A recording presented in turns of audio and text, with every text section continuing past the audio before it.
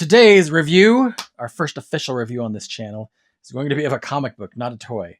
Imagine that. We're going to go over Ninja Turtles and Naruto crossover. Spoiler, spoiler, spoiler! Hopefully you're not watching this before you read it. I love Ninja Turtles, obviously. I have Ninja Turtles all over my room. And I love Naruto as well. Yeah, boy! I was really excited for this. So after the first chapter, I thought, oh, fuck yeah. This is going to be awesome. Like, the story started out super cool. The turtles kind of show up out of nowhere in their Anbu masks. I thought that was super cool. They had the gear on. They had the headbands on. They weren't just wearing them as headbands, though. They were wearing them like Naruto characters. Like, Mike had it around his neck. Raph had it around his chest.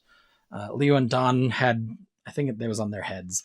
But, yeah, so the turtles show up. They kind of show up out of nowhere in the Anbu masks. They look badass. Splinter looks badass. That part was all super cool how they showed up. The part that impressed me the most was how well the personalities came through. So I was reading it like in the voices, like in the 90s voices and in the Naruto voices.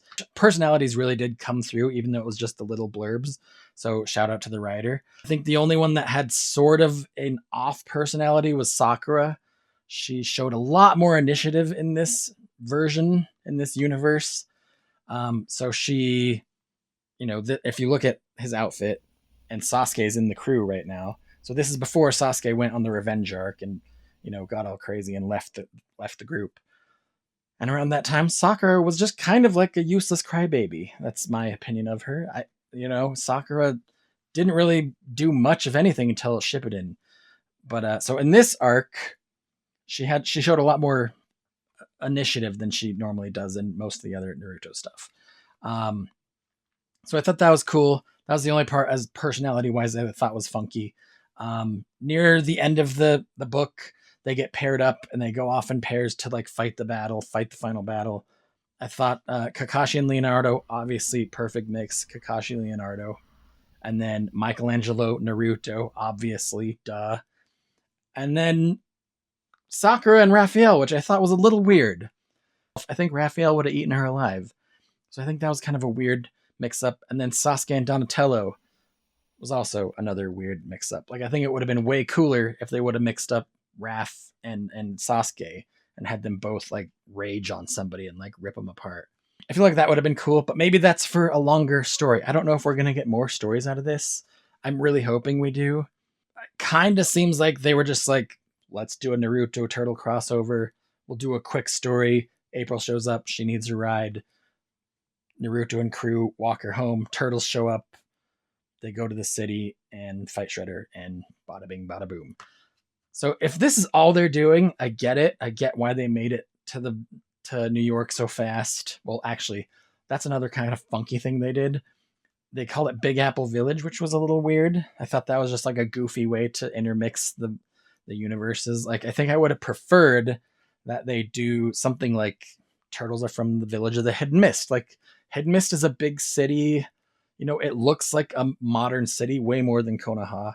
But I think I would have preferred that the Turtles are from a Naruto type city. Like, I thought the modern day city and like the Statue of Liberty, I just thought that was weird. Like, it didn't really fit into the Naruto aesthetic as far as my opinion goes.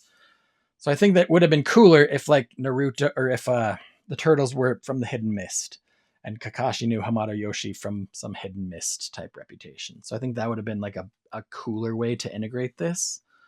The other thing I think would have been much cooler is the final battle. Like, Shredder, they had this opportunity when Shredder was holding this vial of ooze, and he's like, I forget what he says, but he's basically like, this is your last chance. You'll see my secret weapon type of thing. I forget exactly what he said. But there was this moment where he's holding the ooze, and you're like, oh shit, he's going to pour the ooze on April or something. Like, I thought he was going to pour it on April, but he poured it on himself, or he poured it on the Foot Clan first. Sorry. Spoiler, spoiler, spoiler. Hopefully you're not watching this before you read it. But and let me know what you think in the comments. Maybe I'm totally wrong. I love both universes. So I'm not like crapping on this. Maybe because, oh shit, I'm turning into one of those comic nerds where I'm like, this doesn't match. So some of this stuff I disagree with, like who they got matched up with. And I think at the end, when Shredder's holding the ooze and he's like, you'll see my secret weapon, he could have dumped it on April. That would have been cool. But what would have been super cool is if he would have dumped it on Naruto. And then Naruto mutates into a crazy fox and goes on a murderous rampage. And the turtles have to chase him. And Kakashi and Sasuke and Sakura are like trying to help the turtles like wrangle this crazy Naruto fox that has shadow clones and he's murderous and, you know, really lets Kurama out, but like in mutant form.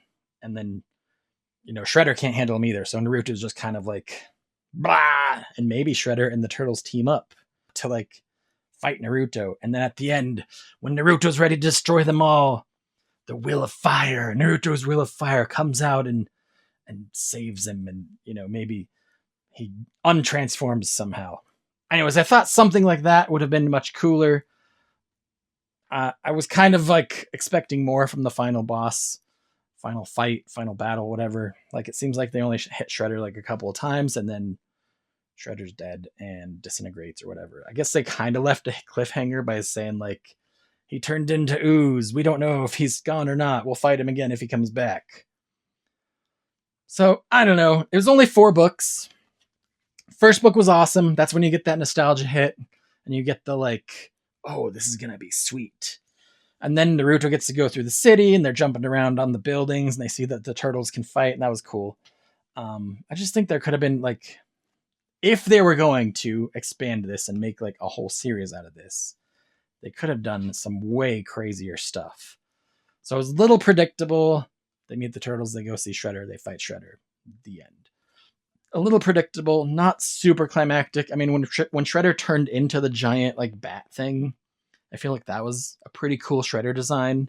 I really loved the way they designed Splinter and the Anbu turtles.